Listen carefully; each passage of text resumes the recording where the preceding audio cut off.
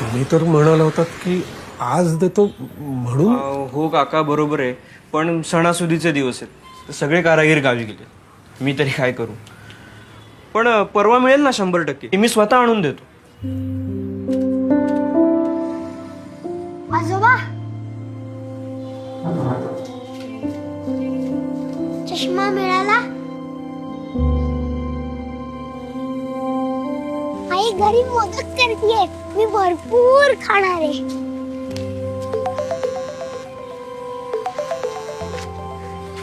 आणि मला खूप मजा येणार आहे उद्या. ऐकून तर घ्या. हॅलो.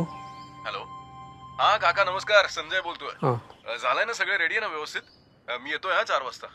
हो हो, या तुम्ही या. हा ठीक आहे.